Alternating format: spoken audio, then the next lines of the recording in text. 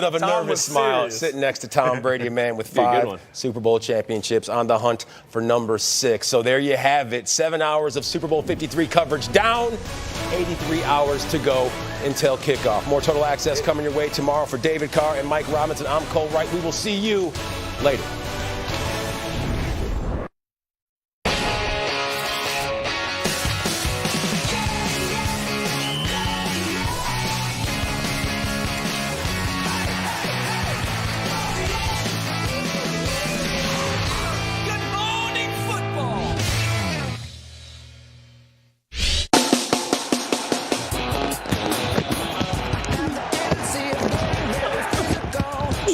Good hit.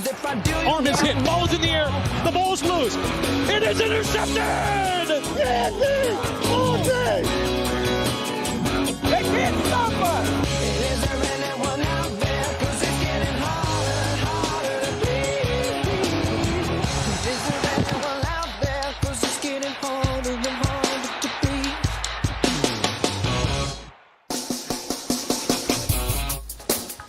Ninth time, third time straight for those Patriots. You're looking live at Atlanta. It's supposed to be a snowstorm or polar vortex on the way, but we're just seeing the beautiful Mercedes-Benz Stadium as it gets set to host its first Super Bowl ever, third there in Atlanta. And welcome to Good Morning Football. We're presented by Sprint on this Tuesday, January 29th, Super Bowl week. Let's welcome in D'Angelo Eugene Hall. What's up, D'Angelo? Full government. What's going on? How you doing? I'm doing good. Can't wait to talk to you for the next 3 hours so we can get your Super Bowl takes on everything that's gone down this postseason. And, of course, you're not going to leave here without telling us who's winning the Super Bowl. Yeah, who I believe will win.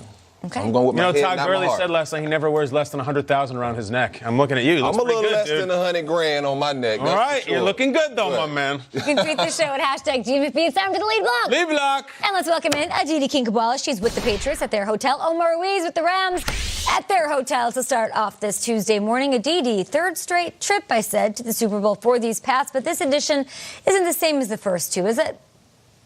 Well, and exactly, that's the point here, Kay, right? It is 3 straight years, and people talk a lot about Patriots fatigue, but this team is not the same team as last year or the same team as the year before. In fact, each year, the Patriots have had 22 and 23 new players. So what's the commonality? How do they fit in so well? I talked to Senator David Andrews about this yesterday. He said, you know what, honestly, it has to do with the culture that was set up before any of us got here. He pointed to our Willie McGinnis. He said it's Willie McGinnis, it's Teddy Bruschi, it's Logan Mankins. And he said, of course, it's Coach Bill Belichick and Tom Brady and what they demand of us. I also talked to running backs coach Ivan Fears yesterday. He said, look, when you come to the Patriots, you have to buy in. If you don't buy in, you're not here. And then I did go to one of the new members of this Patriots team. That's Danny Shelton. Danny Shelton said he has never been at an organization that has the laser focus like this group. And of course, for Danny Shelton, there's no fatigue. He went 0-16 a year ago with the Browns. Now let's go to Omar Ruiz, who's a little north of us, with the Rams. Speaking of first time, most of these Rams taking in Super Bowl opening night for the first time in their careers as they kicked off their Super Bowl week. A lot of wide-eyed wonderment taking in the spectacle that was that opening night. Roger Saffold, the longtime offensive lineman, telling me it was insane, and he was especially appreciative of that opportunity. This is year 9 for him, longest tenured Ram of anyone on the roster. He suffered through 7 losing seasons before Sean McVay came aboard and turned this around. He told me it made everything worth it, everything he's gone through to this point to get here at Super Bowl week. We'll hear from Jared Goff and Sean McVay and the rest of the Rams a little later today. A little bit of news from last night, of course. Nickel Roby-Coleman caused some headlines by saying age has taken a toll on Tom Brady. He went out of his way last night to clarify what he meant. He said all he meant was that the only difference in Tom Brady now versus the Tom Brady he faced while a member of the Buffalo Bills is that he's older, that his age has advanced. Nothing negative about it. Still called him the same GOAT that he's always been. Doesn't want to fire him up any more than usual. And Kay, as we know, Tom Brady doesn't need any extra motivation, but you can be sure he's heard those comments. That's right, and that GOAT is having a blast, at least he did last night at opening night to the Super Bowl, which everyone saw on NFL Network. So thanks so much, Aditi and Omar. We'll be talking to you throughout the day here on Good Morning Football. And let's get into opening night, kicking off the festivities with a bang down in Atlanta. And let's hear from some of the Patriots' biggest stars at last night's event. Hey, Gronk, how are you, buddy? Whoa. Got two questions at one time. I'm sorry, well, man. now I'm motorboating you. This is crazy. Oh, 17 years ago, you were actually in this sort of chair.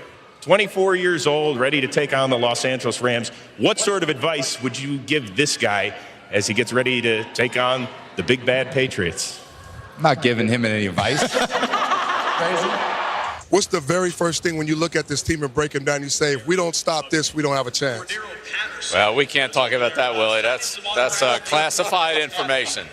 I just can't see you with this beard. This beard is doing something to me. I'm sorry. I'm just all bad. It don't look right, man. I actually shaved 2 days ago. Stop. Will you shave if you win? Will you shave? I got you. You got me? All right. Appreciate you, man. A smile out of Belichick. That doesn't happen every day. History not on the Pats side heading into Super Bowl 53. Each of the last 5 teams who have returned to the Super Bowl the year after losing have lost again. Of course, 3 of those squads are those Bills teams of the early 1990s. So even though this full screen's kind of convincing, it's kind of scary, do you have more confidence in the Patriots heading into the Super Bowl this year than you did last year?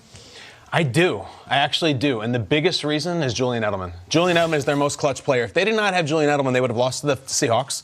They would have lost to the Falcons. And they did lose to the Eagles. That means that Tom Brady right now would be sitting here having lost 5 straight Super Bowls with a chance to lose 6. So I think Edelman is their most clutch player outside of Brady. I think he makes a huge difference.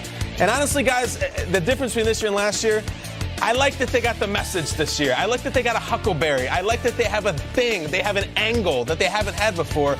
We've had to dissect this. Why do they think no one believes in them? Why this? Why that? You know how hard it is to come up with 9 different messages and 9 different Super Bowls? Yeah. In about 2004, I went and saw The Doors in concert. Obviously, Jim Morrison had long since passed. Ray Manzarek, their keyboardist, after about the 3rd song goes, "This one's for Jim!" And everybody goes crazy and freaks out. About 3 songs later, he says, "This one's for Jim." The message wore off completely. I said, "How many times is he going to say this one for Jim?" The guy next to me goes, "He's been saying that for years. It doesn't work anymore." They found a new "this one's for Jim." I love it. That's why I'm more confident. You know, for me, it's hard to say that I have more confidence because I had a lot of confidence in them last year. Yeah. Obviously, you know, they didn't win that game, but it's kind of like the Golden State Warriors. It doesn't matter which team. Do I have more confidence in last year's team or this year's team?